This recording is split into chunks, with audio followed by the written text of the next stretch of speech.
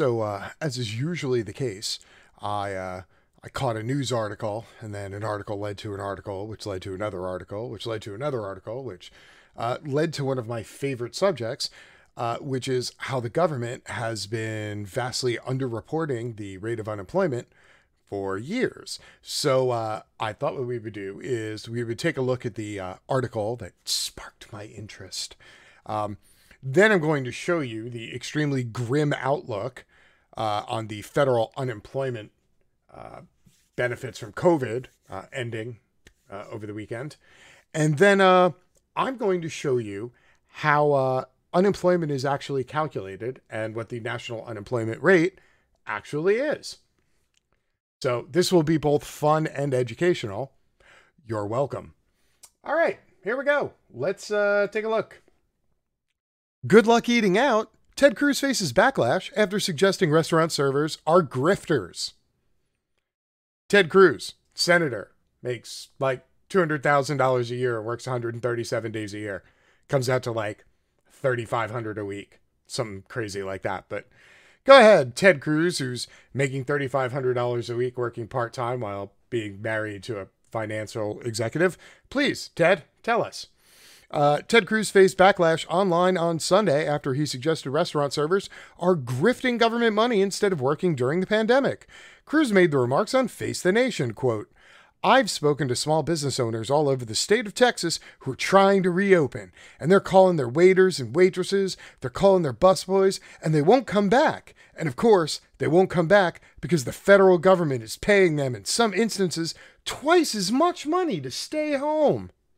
Restaurant servers and their family immediately lashed out at Cruz on Twitter. I mean, of course, Ted Cruz at this point pretty much solely exists so that people can mock him on Twitter, because, you know, nobody in government's going to bother mocking him after Trump had him on national television on a national debate stage and called his wife a bitch and insinuated that his father was the Zodiac killer. So, you know, this is pretty much as good as it gets for Ted Cruz. But it touched on a few different things, not the least of which is the fact that if you're getting $600 a week in unemployment, it means you're getting $2,400 a month, which is a hair over $28,000 a year.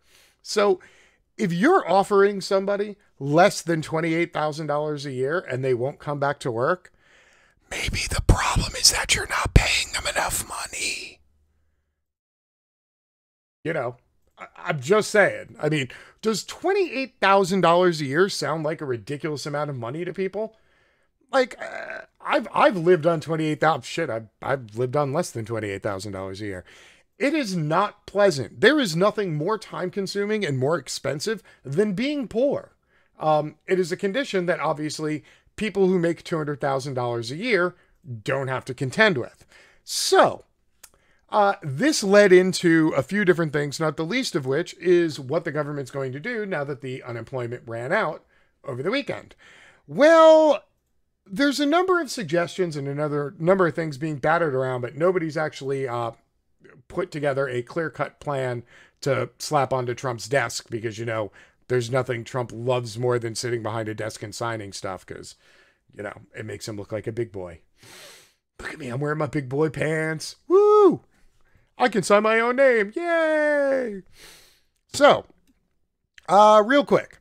Will there be a second stimulus check? How much is the second stimulus check? Treasury Secretary Steve Mnuchin confirmed that the amount on the second stimulus check will be a one-time $1,200 stimulus check.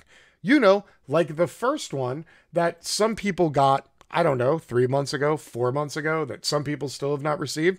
So apparently the plan is that they're going to send out another one-time $1,200 check.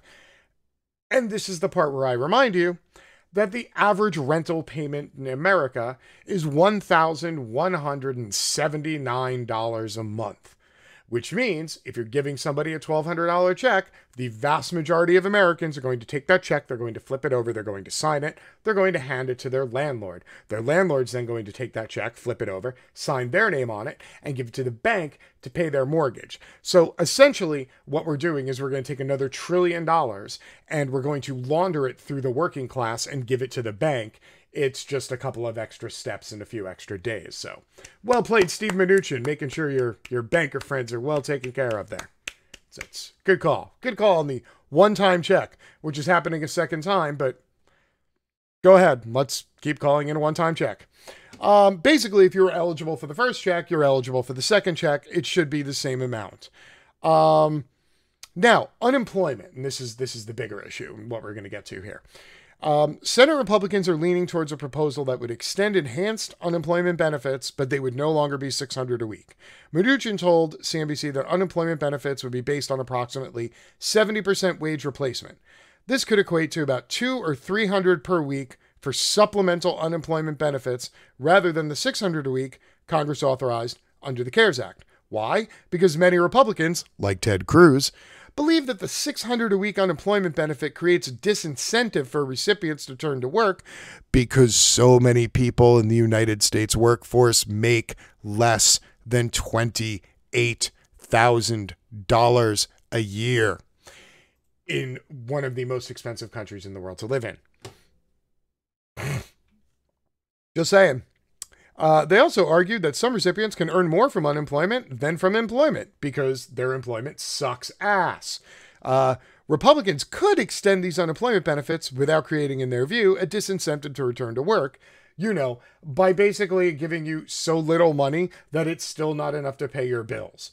Basically, the federal government, if they extend the emergency unemployment benefit, want it to be just enough that you have to choose between buying food, paying your rent, or having electricity, but not all three, because God forbid, if you could pay your utilities, your rent, and have food, then what would be the purpose of working? To which I say, you look like you're just starting to figure out the problem with capitalism. Oh, but tune in, kids. Trust me, this is going to get so much worse in the next 3 minutes. I promise. Congress may use stopgap measures while they finalize terms for unemployment benefits after July. Will there also be a return to work bonus? Senate Republicans in the White House previously rallied around Senator Rob Portman, who proposed a $450 a week cash return to work bonus.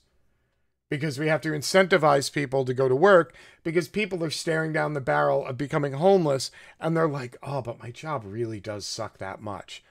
That's how bad the labor situation is in America. But I digress. Let's continue. There's also talk that they want to add in a payroll tax cut, and that payroll tax cut will take money directly from the payroll taxes that pay into Medicare and Social Security, because of course they would. There's also talk about giving money to schools, both for virtual and non-virtual learning, which makes sense once I tell you that Betsy DeVos and Donald Trump worked it out so that religious private schools can now also get government aid. Previously they couldn't because they were under the chartership of churches who pay no taxes. But don't worry, she's been hard at work on that one, so yeah, we got it taken care of. Oh, and of course, the biggest of the deal, Mitch McConnell made sure that liability protection was the number one issue, deciding whether or not you would get another meager $1,200 check. So for you getting a $1,200 check that you're going to give to your landlord, who's then going to give it to a bank in return for that, every single business, hospital, and school receives 5 years of full liability protection, retroactive to 2019, based on a pandemic breaking out and people dying. Liability protection for the wealthy, number one most important thing. Not you being able to get to see a doctor or get a COVID test or, your kids being able to go to school and get an education. No. The number one priority of Mitch McConnell, making sure businesses are not liable for people dying. There you go. Mitch McConnell, eye on the prize. But don't worry, there won't be student loan forgiveness because, good Lord. I mean, why do we want to give people student loans? So they can go out and become doctors and scientists and then we can just ignore them? That seems like a waste of money. Senate Republicans also plan to propose $25 billion for coronavirus testing and contact tracing. Of course, all of that will be given to 4 different companies in a form of a no-bid government contract. Because of the free market. McConnell has now postponed an announcement of the stimulus package until later in the week. He says he'll introduce it in multiple bills rather than a single legislative proposal. Ah, so what they're going to do is they're going to dole them out one at a time and then attach a bunch of shitty riders to them and then go, hey, Democrats, if you don't vote for this $1,200 check, then you must hate your people. And then, of course, the $1,200 check will have included in it, oh, I don't know, reduction in payroll taxes paid to Medicare, or more liability protections for businesses, or something else that essentially fucks the working class. And they're going to pop them through one at a time so they can make them all individual issue votes. Well played. Democrats want one comprehensive stimulus package, not multiple bills. It appears that Senate Republicans in the White House have not yet reached consensus on the entire stimulus package, but have agreed in principle. Unemployment is not exactly what you think, and it's most assuredly not what you're told.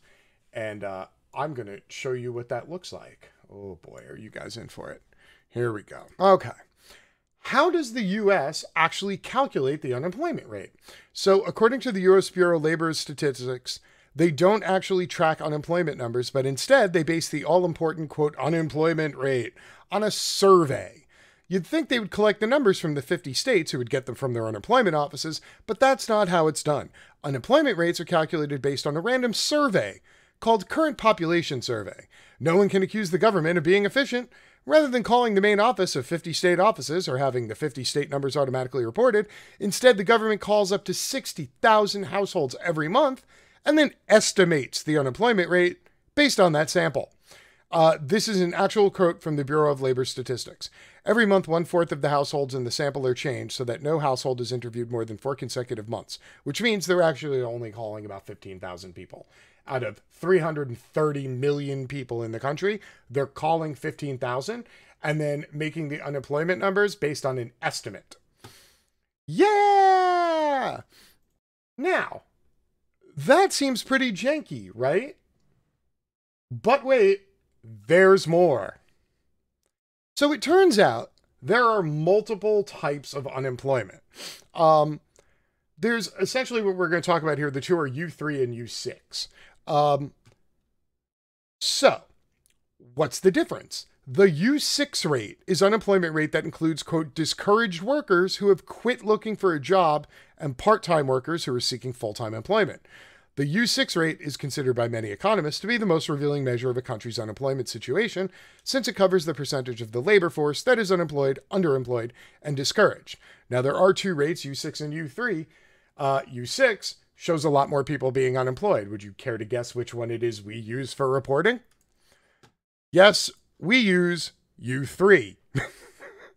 The official unemployment rate used by the U.S. government, recorded by the Bureau of Labor Statistics, is called U3. This is the percentage of the labor force that is unemployed and has actively sought unemployment within the past 4 weeks. The portion of the unemployed that have not looked for a job in the past 4 weeks is no longer considered unemployed, but it's considered marginally attached.